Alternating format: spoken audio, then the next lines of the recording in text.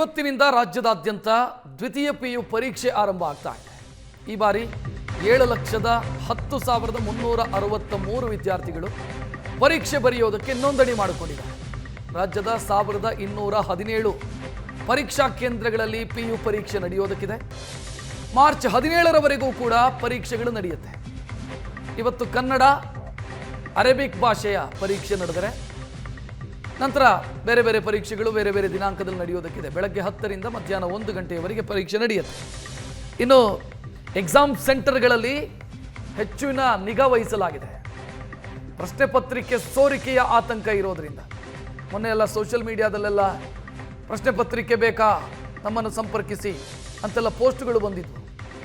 ಈ ಕಾರಣಕ್ಕಾಗಿ ಹೆಚ್ಚಿನ ನಿಗಾ ಇಡಲಾಗಿದೆ ಪರೀಕ್ಷೆಯ ಮೇಲೆ.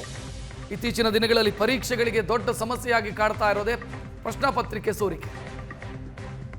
ಹೆಚ್ಚಿನ ನಿಗಾವನ್ನು ವಹಿಸಲಾಗಿದೆ. ಇನ್ನು ವಿದ್ಯಾರ್ಥಿಗಳಿಗೆ ಉಚಿತ ಬಸ್ ಸೌಲಭ್ಯವನ್ನು ಕೂಡ ಮಾಡಲಾಗಿದೆ. ಎಕ್ಸಾಮ್ ಬರೆಯೋದಕ್ಕೆ ಹೋಗುವಂಥ ವಿದ್ಯಾರ್ಥಿಗಳಿಗೆ ಸರ್ಕಾರಿ ಬಸ್ನಲ್ಲಿ ಉಚಿತವಾಗಿ ಪ್ರಯಾಣಿಸೋದಕ್ಕೆ ಅವಕಾಶ ಇದೆ.